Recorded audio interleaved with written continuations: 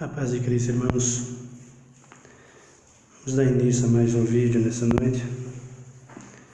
Nós temos falado sobre essa vida que Cristo nos deu.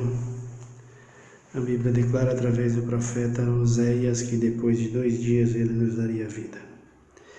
E nesse assunto nós temos meditado e temos esclarecido que o que nós planejamos para as nossas vidas como igreja é preciso fazer uma análise do que Cristo passou. Porque o que nós queremos como igreja não é o que o Evangelho oferece. 90% das coisas que nós buscamos como igreja não é o que o Evangelho oferece a nós. Nós queremos muito para essa vida e o Evangelho nos oferece para a eternidade. Para essa vida nós teremos, sim. É justo, Cristo tem nos prometido. Mas é importante compreendermos que essa vida passa. E para que ela seja rica em graça, em amor, em misericórdia, nós precisamos entender e compreender o que Cristo passou por nós para que nós pudéssemos ter vida com Ele. Eu quero pedir a você, antes de tudo, que se inscreva aí no canal, nos ajuda, nós estamos nessa luta, nesse combate, pela fé, pela graça, pela misericórdia, a fim de que o Evangelho de Cristo não seja censurado, não seja envergonhado, como tem sido ultimamente, que a Igreja de Cristo não seja o que tem sido ultimamente, que ela volte a tomar a sua posição, a posição espiritual que Cristo nos deu pela sua morte. Eu vou te pedir para que você abre a tua Bíblia mais uma vez no Evangelho de Mateus, no capítulo de número 26 e no versículo de número Mateus 26, no versículo de número 39.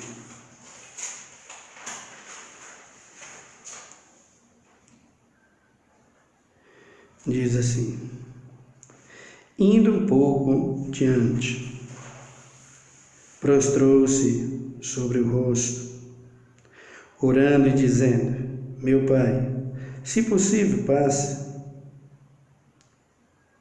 Meu Pai, se for possível passar de mim este cálice,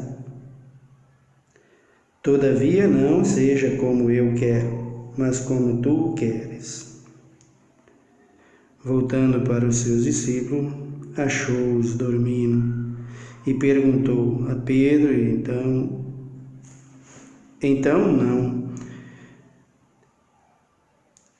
Então nenhuma hora podeis vigiar comigo?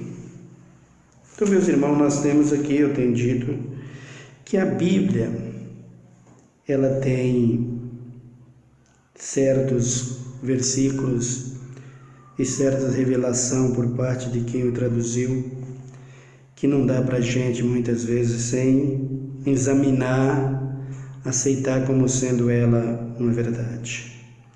E esse versículo aqui, quando Jesus fala para o Pai, no versículo 39, quando ele diz assim para o Pai: indo um pouco diante, prostrou-se sobre o rosto, orando e dizendo: meu Pai, se for possível, passe de mim este cálice, todavia não seja como eu quero, mas como tu queres.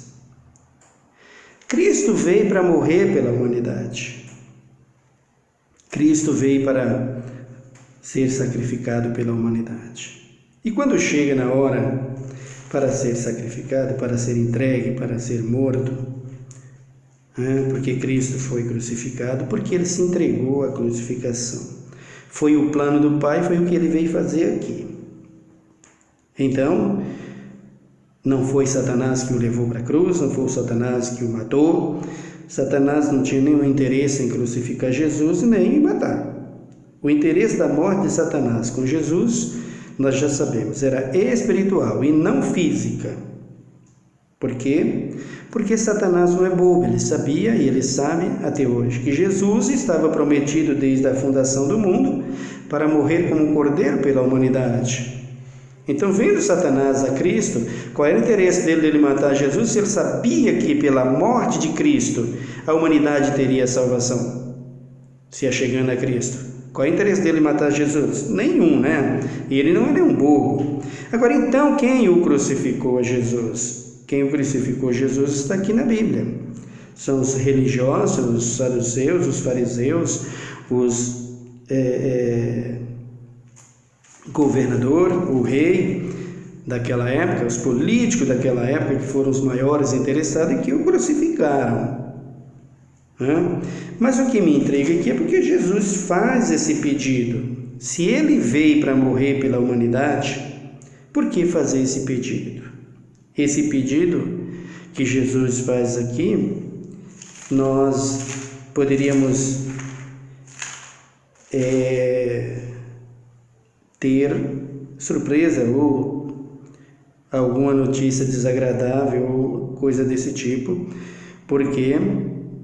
Porque se Jesus vem para morrer, e se ele não morre, ele dá lugar ao diabo, ele fazer um pedido desse, estava quase que fugindo da sua responsabilidade. Estava quase que fugindo daquilo que ele veio fazer.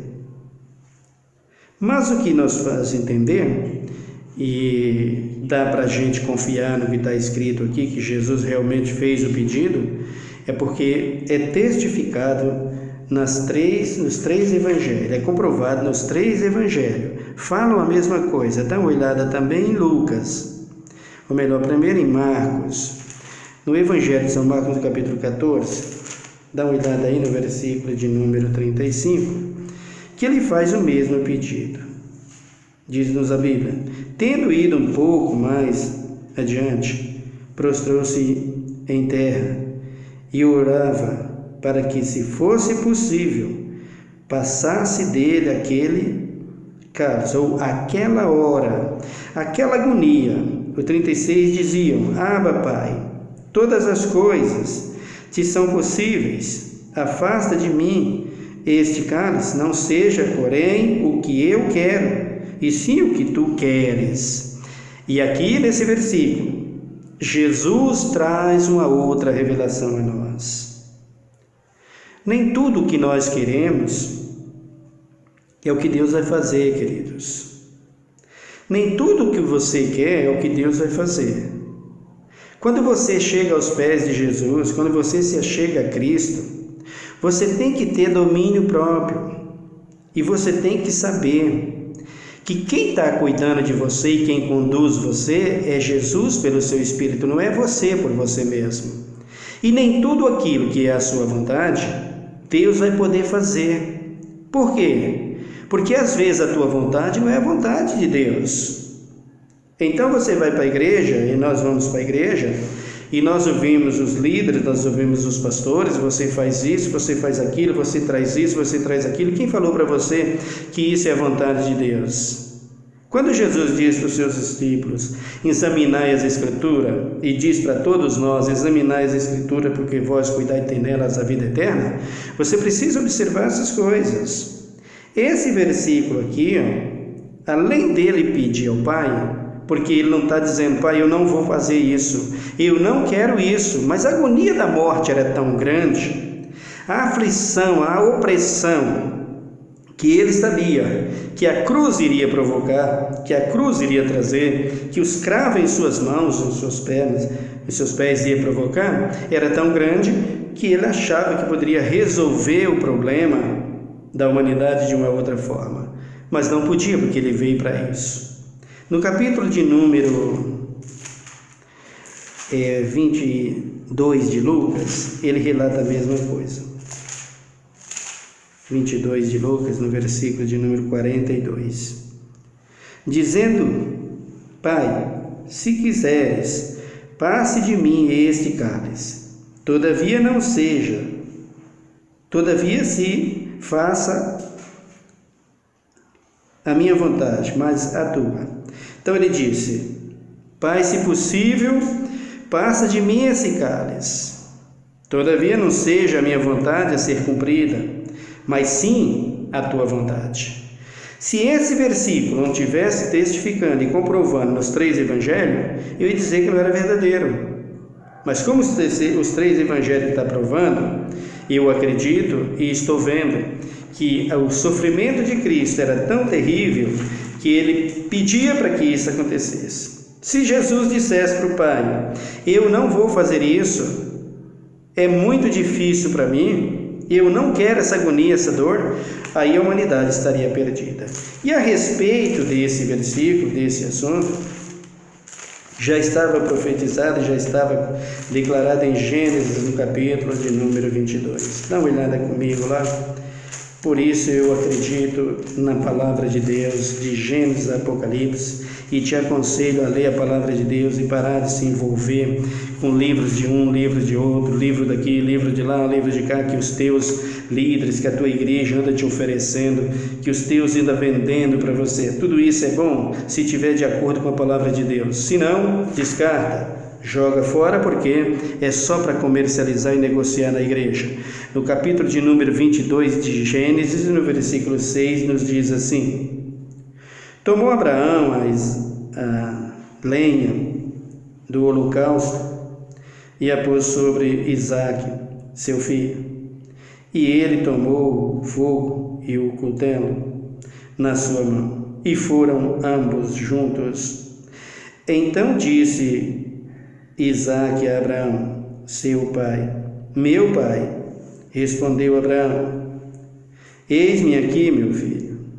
Perguntou-lhes Isaque: eis o fogo e a lenha, mas onde está o cordeiro para o holocausto?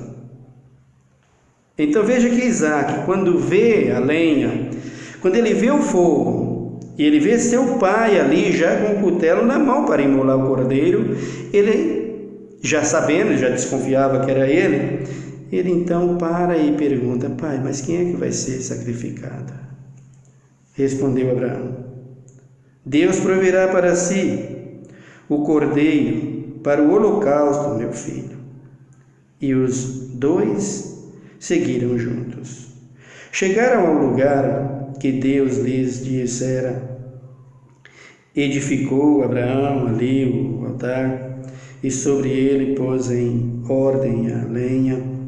Amarrou Isaque, seu filho, deitou-o no altar, em cima da lenha, e, estendendo a mão, pegou no cutelo para imolar o filho.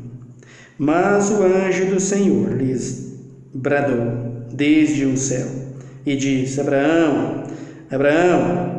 Respondeu ele: eis-me aqui.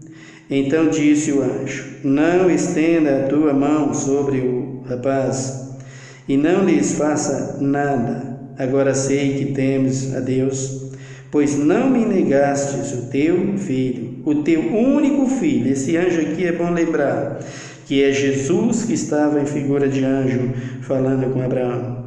Então levantou Abraão os olhos, olhou e viu atrás de si um carneiro preso pelos chifres entre os abutres. Foi Abraão, tomou o carneiro e o ofereceu em holocausto em lugar de seu filho. Então o que Cristo estava passando, o Isaque aqui já tinha previsto, já estava sentindo. Era aquele cordeiro que ele está. Era aquele mesmo moço que disse para Abraão: Abraão, Abraão, não faça mal ao teu filho, porque eu vou para ser sacrificado em lugar dele, em lugar de todos. Então nós temos um Cristo que veio para morrer por toda a humanidade, para ser sacrificado por todos nós, para ser crucificado por todos nós, meus queridos. Nós não temos um Cristo que morreu que veio aqui para fazer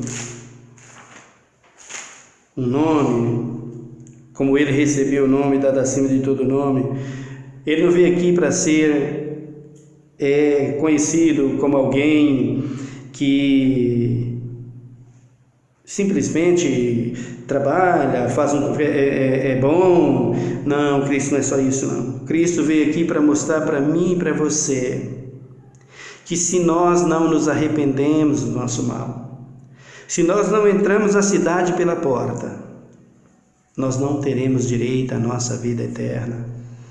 Cristo veio aqui para morrer por todos os pecadores, independente de qual que seja a humilhação que ele fosse passar. Qual seria a vergonha que ele fosse passar?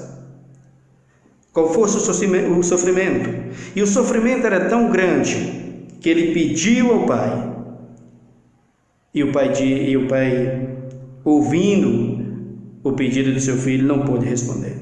Por quê? Porque ele, desde o princípio da fundação do mundo, e passando por Isaac, filho de Abraão, ele já estava prometido para ser sacrificado como um cordeiro para a salvação de toda a humanidade. E quem o fez isso? Quem foi os principais usados para que isso acontecesse? Os políticos daquela época, juntamente com os fariseus, com os judeus, com o sacerdote do templo, com todas as religiões daquela época. Por isso eu quero que você, como igreja, tenha cuidado por onde você anda, por onde você passa, o que você está servindo, qual é o objetivo da sua igreja para com a salvação e com você, qual é a importância que eles têm dado a você. Meus queridos, vigie e ore para que não entre em tentação, como diz Jesus, porque a Bíblia declara em Timóteo, primeira carta de Paulo a Timóteo, ele disse: os homens vão de mal a pior, enganando e sendo enganado. Tenha cuidado para que você não seja instrumento de negócio e de comércio dentro da igreja, porque é isso que está sendo. Tenha o domínio próprio, tenha caráter próprio, aperfeiçoado em Cristo Jesus. E não deixa ser levado por qualquer vento de doutrina e entregue a isso. Por quê? Porque todos os políticos oferecem muito. Eles estão oferecendo aí para todo lado. E nós vemos desde o princípio as suas promessas, nós vemos desde o princípio as suas ofertas. Mas nós nunca vemos eles falarem algo e querer fazer algo para o povo. Nenhum deles. Tudo que eles fazem para o povo é pensando neles. Por exemplo, Bolsa Família, auxílio e todas essas coisas, desde o princípio vem fazendo. Por quê? Porque quando chega na época da eleição, eles sabem que é uma oportunidade para que eles recebam os seus votos e sejam eleitos. O primeiro faz um benefício desse tipo, o outro vem, sabe que é bom para ele, que vai render voto, ele vai lá, só muda o título e continua a mesma coisa. Isso chama-se escravidão. Sabe que o povo está necessitado porque a fome foi implantada através deles, desde o passado, por não ter responsabilidade e cuidar do país e do povo como deveria. E hoje não é diferente. Você não vê os políticos chegar nos seus discursos e dizer: eu não vou deixar o meu povo, eu não vou deixar minha pátria sem emprego e deixar o meu povo passando necessidade e sendo socorrido por uma Bolsa Família, por um auxílio qualquer, um Auxílio Brasil, coisa desse tipo. No lugar de um auxílio de R$400, nós vamos lutar e vamos fazer com que daqui a 2 anos os 20 milhões que recebe a Bolsa vai ter um salário, um emprego que lhes pague mais de R$100. Mas como você quer que isso aconteça? Se o nosso salário mínimo é isso que nós estamos vendo aí, queridos. E passa anos e anos, não aumenta. Eles calculam a inflação do jeito que eles querem e quando chega no fim do ano, eles vão lá e assinam e ajusta a inflação. Mas aumenta? Nunca. Não vem. E o povo, e os jovens, e a nossa juventude, e o trabalhador, vive sempre nisso. Como você quer que um país desse muda com política desse jeito? Como você quer que vai para frente? A gasolina desde o princípio, as coisas desde o princípio está estourando e aumentando. Por que não barrou no começo os aumentos? Agora que está chegando a eleição, vai lá e barra. Para quê? Para todo mundo dizer, aí está ele baixou a gasolina. É para isso, aí estão os nossos candidatos, estão os nossos líderes, estão os nossos presidentes, aí está todo mundo. É para isso, queridos. Não, meus queridos, poderia ter feito antes, por que não fez antes, está fazendo agora? Depois que o povo já gastou tantos e tantos e tantos sem ter condição, agora está fazendo. Por quê? Porque a eleição está chegando? Irmãos, olha, abra os olhos como igreja. Estou falando para você, igreja, não estou falando para ninguém que é ímpio, não. Estou falando para você, igreja, que está envolvida pelos seus líderes, que está sendo preso por isso. Aí vem o auxílio. Agora, você perguntou de onde vem o dinheiro do auxílio? Não é de ninguém, querido, é teu mesmo. Foi tu que trabalhou para colocar lá dentro. É tu que guarda esse dinheiro lá dentro. É você que deposita esse dinheiro lá dentro. Pergunta para os aposentados de onde está vindo o dinheiro para pagar o auxílio. Olha as precatórias que foi feita aí. De quem é que vem o dinheiro? Lá na minha terra dizia que descobre o santo para enfeitar o altar. Descobre uns e enfeita outro. E ajuda outros. É para socorrer a todos. É um direito de todos. Mas em primeiro lugar com aquele que é justo, emprego, salário digno. É isso que deve ser. Uma nação que não pensa assim, você não vê nenhum político na campanha dizer, vou mudar o salário, vou aumentar o salário. Não vai. Eu nunca vi, nós temos aí, por toda a terra, inclusive nós temos aí que políticos, as classes que escolhem os seus candidatos. Tem candidato que recebe mais voto da cor negra e outros recebem mais da cor branca. É um absurdo isso é uma nojeira. Por quê, irmãos? Porque essa coisa nojenta chamada racismo acabou desde os tempos que Cristo esteve aqui. Cristo veio aqui e destruiu isso que se chama racismo. Ainda tem isso. Para que isso? Nós somos um povo só, homem e mulher. Todos nós somos gentes que merecemos lutar e batalhar, e que lutamos e batalhamos, e que merecemos a nossa honra pelos os nossos feitos. Mas não é isso que geralmente acontece. Por quê? Por causa disso. A política é boa, a Constituição é boa, o Congresso é bom, mas quem está lá dentro comandando, que precisa ser trocado. Nós vamos fazer dessa eleição uma das melhores, porque você vai votar, jovem, você, adolescente, você, meu jovem, que é o futuro governador da nossa nação, que é o futuro presidente da nossa nação, que é o futuro prefeito, professor, médico, cientista, astrônomo, o futuro fazendeiro, agricultor, é você, meu jovem. O que você precisa é disso, de boa tecnologia, de boa educação, de bons estudos, de boa saúde. É isso que você precisa para ser honrado. E você vai ser honrado, porque Deus haverá de responder. Você não precisa de arma para nada, não. Você não precisa disso, você precisa dessa honra e que Deus possa te honrar. Tudo isso que está aí foram os velhos que colocaram, os mais velhos. Conheço uma pessoa que é zelador de um prédio, está com 87 anos. Desde os 17 que trabalha naquele prédio. Tem 70 anos trabalhando. Nunca deixou de trabalhar. Mas eu nunca vi na minha vida uma classe tão envergonhada, tão humilhada. Fala de racismo para todo lado. E tem que acabar com isso. Isso não pode existir. Só que tem que acabar com essa rejeição contra os pobres aposentados, aqueles que construíram essa nação. Contra os pobres aposentados, contra os necessitados, contra os da periferia, contra os da favela. Tem que acabar com isso. Por quê? Porque na época da eleição todo mundo é visitado, mas depois que passa todo mundo esquece de você. E as promessas que eles fizeram, daqui mais 8 anos eles vão fazer de novo, porque aquela que eles fizeram não cumpriram nada. E você dizendo que isso é a igreja de Deus, você dizendo que a igreja de Deus está no meio disso, por favor, abra os seus olhos, igreja. Não seja cúmplice do derramamento de sangue com quem está fazendo isso. Foge disso. Foge disso, porque Jesus disse: eu quero misericórdia e não sacrifício. O olho por olho e dente por dente já acabou. Cristo tirou. Fez de todos uma só nação, para que todos pudessem adorar. Por que você está envolvido nisso, igreja?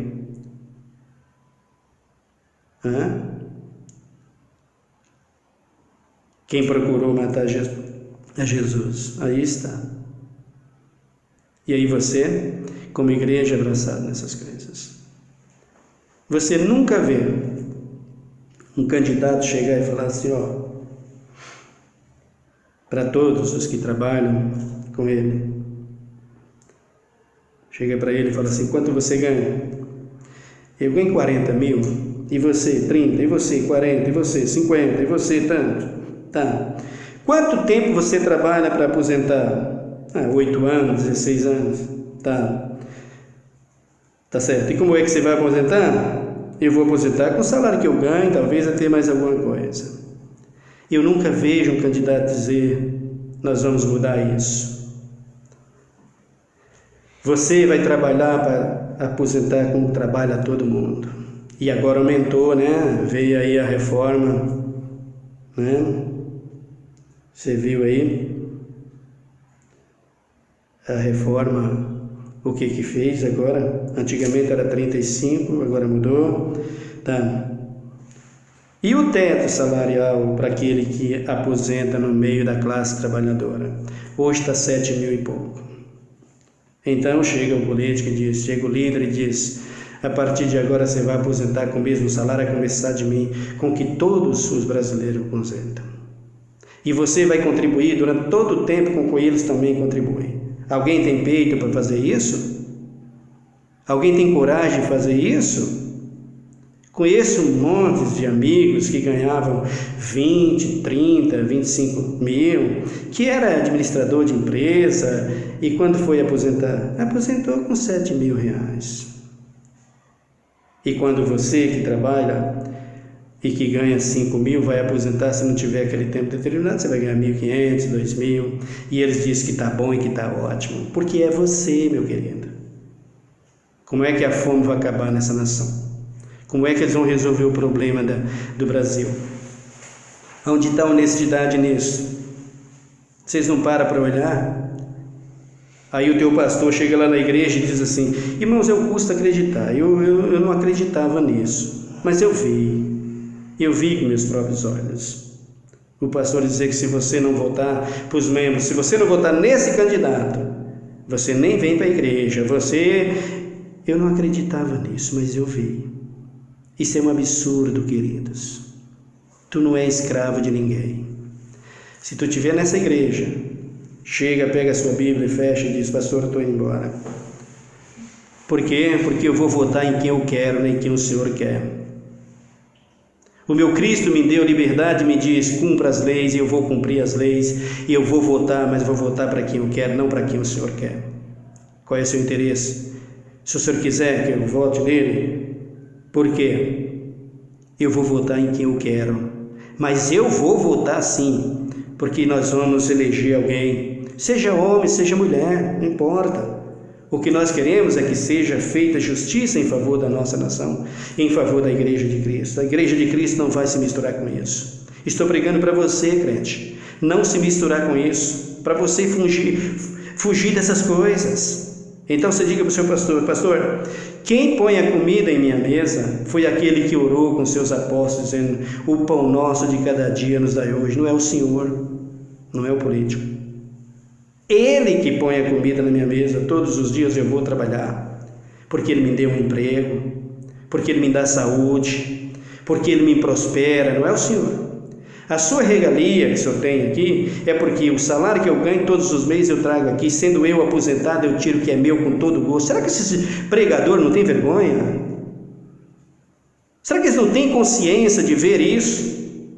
Velhinhos de 85 anos, de até 90 anos, vai para a igreja com todo gosto, recebe a sua humilde aposentadoria, deixa lá o seu dízimo, e eles ainda querem explorar. Será que eles não têm consciência disso, irmãos? E vocês apoiando isso, diga para ele: sou eu que banco. Se o senhor quiser agora, o senhor vai ficar só. E sai fora. Você não é escravo de ninguém, meu querido. Não, de jeito nenhum. Eles querem dominar você, mas você não é dominado por ninguém, você é dominado pelo Espírito de Deus. Você foi chamado para fazer a vontade de Deus e não dos homens. No capítulo de número 32 de João, ou melhor, no capítulo de número 8 de João, no versículo de número 1. Eu vou ler o 31. Disse Jesus aos judeus que criam nele: se permaneceres no meu ensino, verdadeiramente sereis meus discípulos. Então conhecereis a verdade, e a verdade vos libertará.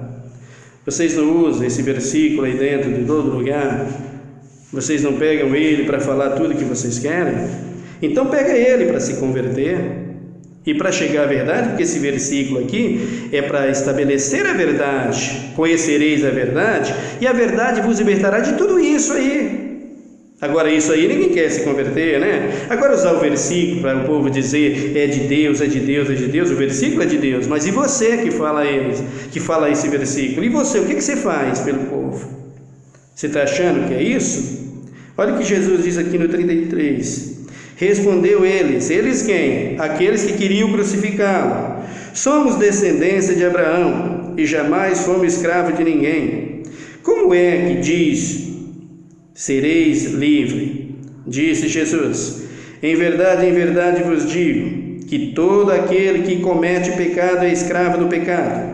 Ora, o escravo não permanece para sempre em casa, mas o filho aí permanece para sempre. Se o Filho vos libertar, verdadeiramente sereis livres. O Filho de Deus, Jesus de Nazaré, libertar, verdadeiramente sereis livres. Estão libertos? Usa o versículo com justiça? Ou para quê? Para aproveitar todo o versículo. E você, igreja, está vendo isso envolvido pelos teus líderes e sendo amarrado e escravo por eles? Cuidado que você pode perder a sua salvação e pode perecer por ser seguidor de homens. Jesus disse no versículo 36: se o Filho vos libertar, verdadeiramente sereis livres. Sei que sois descendência de Abraão, contudo procurai matar-me. Quem queria matar a Jesus? Era o diabo? Era nada, era eles mesmos. Quem? Os seus próprios, da sua própria pátria, os religiosos, os reis, os sacerdotes, todos eles que queriam matar, e o matou, e o crucificou. E aí bota a culpa no diabo. Tudo que cai na carne acaba na mão do diabo, isso é verdade. Aí ele diz, o versículo 37, sei que sois descendentes de Abraão, contudo procurai matar-me, porque a minha palavra não entra em vós. Eu falo do que vi na presença de meu Pai, e vós fazeis o que ouvistes de vosso Pai. Respondeu eles,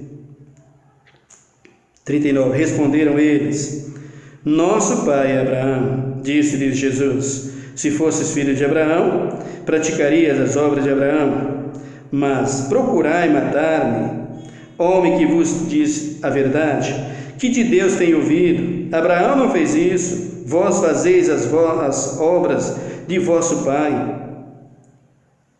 Protestaram eles, nós não somos filhos ilegítimos, temos um Pai que é Deus. Disse-lhes Jesus, se Deus fosse o vosso Pai, vós me amarias, pois eu vim de Deus, e aqui estou. Não vim de mim mesmo, mas foi Ele quem me enviou. Vejam aqui o que eles faziam. Tudo o que eles faziam era buscando a matar Jesus. E não foi só Jesus, não. Na mão de quantos homens daquela época, de quantos religiosos e políticos daquela época, Paulo caiu? Um monte. Félix, Agripa, todos eles querendo matar a Paulo. O grupo que jejuou 7 dias, enquanto não vê Paulo morto por não pregar a seita dos nazarenos, que eles diziam que era a seita dos nazarenos. Era o Evangelho. O teu Evangelho é esse que está aí, que tu está misturado com tudo isso, meu querido. Eu te aconselho em Cristo Jesus, te arrependa e volta para cá. O apóstolo Paulo escreve na carta aos Efésios, corrias bem, corri a carreira da fé. Quem vos impediu? essa persuasão não vem daquele que vos alistou para a guerra, não vem de Cristo Jesus, vem do teu líder que quer te obrigar a fazer o que Deus não te obriga a fazer.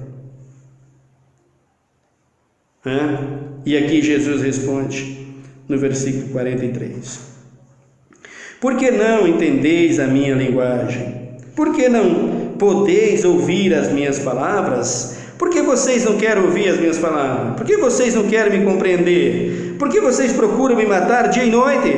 Estou aqui dizendo a verdade, estou aqui para libertar vocês, estou aqui para salvar vocês. O que vocês querem?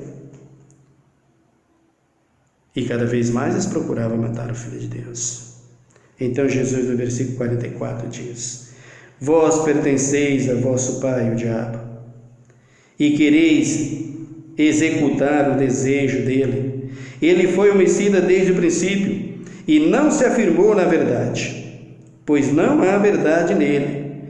Quando ele profere mentira, fala do que lhes é próprio, porque é mentiroso e pai da mentira. Contudo, porque vos digo a verdade, não credes em mim? Pode alguém de vós acusar-me de pecados? Se vos digo a verdade, por que não credes em mim? A verdade ninguém quer, meu querido. É melhor satisfazer a carne e fazer a vontade até dos homens que vocês estão fazendo dentro da igreja. Continua. É isso que vocês querem? Continua. Porque eles nunca vão se arrepender se vocês não dão exemplo e sair fora disso. Assim é a política. Você elege o candidato que nós vamos eleger, mas passa 1 ano, 2 anos, 3 anos, ele não fez nada, e nós deixamos por isso mesmo. Por isso nunca vai mudar. A destruição e a ruína da nossa terra continua ao mesmo tempo, do mesmo jeito.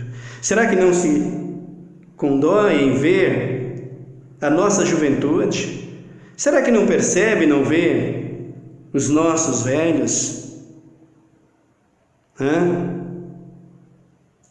Essa cidade que foi construída por muitos e por muitos, até pelos meus irmãos, voluntário da Pátria, aqueles prédios ali em 72, meus irmãos com 18 anos, veio para aqui e amanhecia dentro de um prédio, da fundação de um prédio, para levantar aquilo ali. Empresas de construção civil que eles trabalhavam, aqui mesmo, aí, na Consolação, aquelas ruas ali, aqueles prédios ali, todos eles trabalhavam. Foi nós que construímos, foi o povo que construiu. Qual é o valor que se dá a eles hoje? Qual é o valor que se dá a eles hoje? Tratam com respeito, com dignidade, com honra?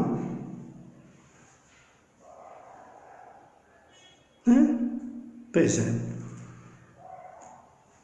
Tudo que vai para o pobre, que eles assinam suas medidas provisórias e mandam pagar.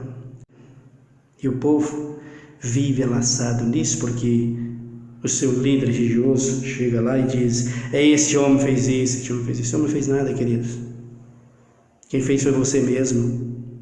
Foi você que trabalhou, é você que injeta o dinheiro que coloca lá dentro, é você que trabalha, é você que paga os impostos, é você que banca, é você que honra, é você que faz isso. Quando você elege alguém, é alguém que vai para administrar o seu dinheiro. Você observa isso dentro de uma grande empresa. O patrão chama alguém para trabalhar, para gerenciar a empresa dele. E ele está lá trabalhando e gerenciando, daqui a pouco o patrão chega: isso aqui não está certo, as contas não batem, está tudo errado, o que aconteceu? Não tem explicação, você não tem capacidade, fora. Põe para fora e coloca o outro no lugar. Está na hora de fazermos isso. Amém? Vamos fazer da igreja de Deus, queridos, o lugar de adoração, de exaltação, de louvor ao nosso Deus. Foge dessas coisas. Foge disso. Tu não foi chamado para isso, igreja. Tu foi chamado para glorificar. Tu foi chamado para exaltar o nome do Senhor. Tu és a fonte de socorro para a humanidade. Igreja de Cristo, comprada e remida pelo seu sangue. Você é o lugar da verdade em Cristo Jesus, aonde Cristo vai socorrer toda a humanidade através das tuas orações pelo poder dele. E você misturado com isso? Foge, queridos. A minha pregação, o meu ensinamento é para que as ovelhas de meu Pai saiam da boca desses ursos. Foge. Foge. Cristo vai visitar. Não queira ser cúmplice junto com eles, porque o dia que Cristo visitar, a primeira coisa que ele vai fazer é dizer: quem me falou que eu estou aqui no meio de vocês? Quem me colocou aqui? Quem me introduziu aqui dentro? É a primeira coisa que ele vai perguntar. Feito isso, ele vai agir com certeza. Vai chegar a hora que ele vai agir sem medo de errar, queridos, sem nem acrescentar nada. Cristo vai agir, assim não vai ficar. Foge enquanto há tempo. Não faça parte disso.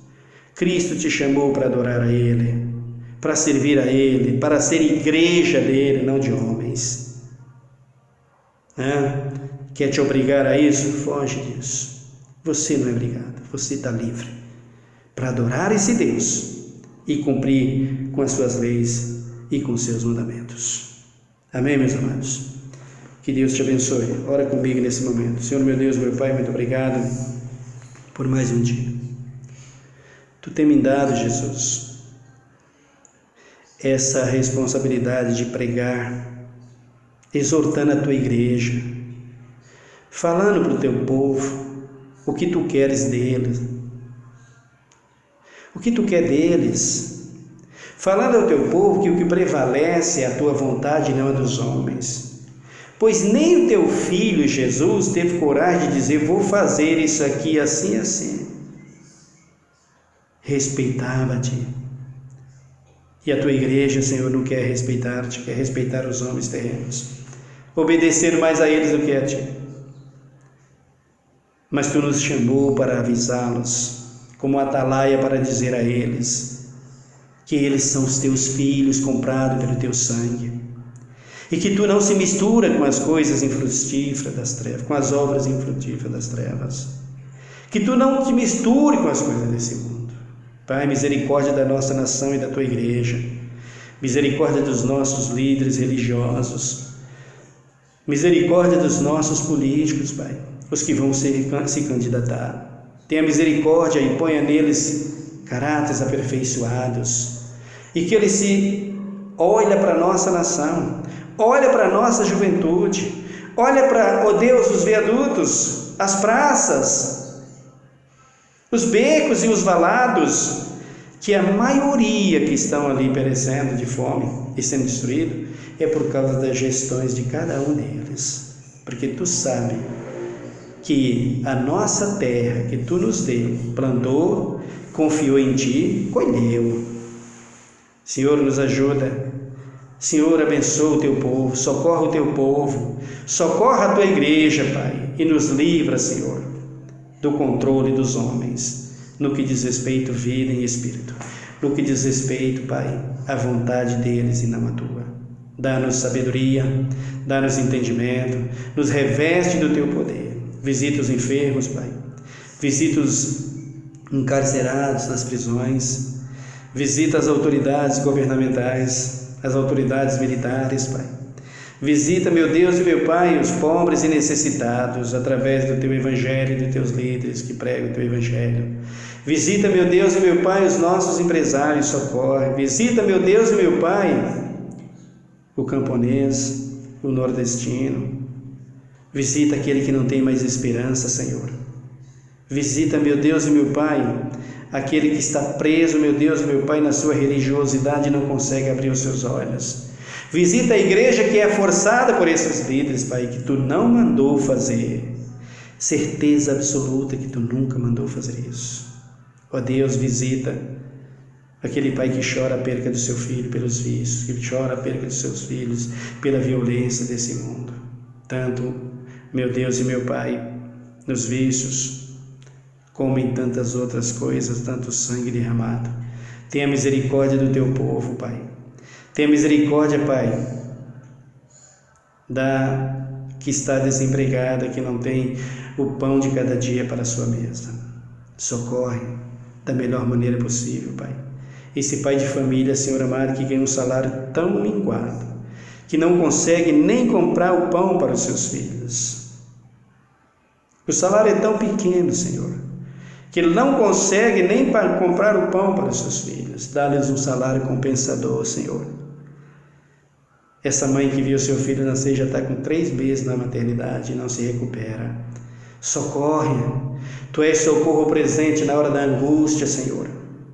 Ó Deus de poder e glória, este homem que já bateu em tantas portas e não consegue ver a vida mudar, estenda tuas mãos sobre ele, Pai. Ó meu Deus e meu Pai, esse lar que está sendo destruído pela prostituição, socorre. Esse lar que está sendo destruído pelos vícios e pelas drogas, socorre o teu povo, Pai.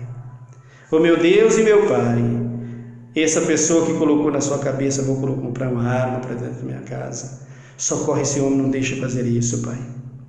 Não deixa, Senhor, que as armas da nossa milícia não são carnais. Tenha misericórdia da nossa nação, Pai. Tenha misericórdia dos nossos jovens.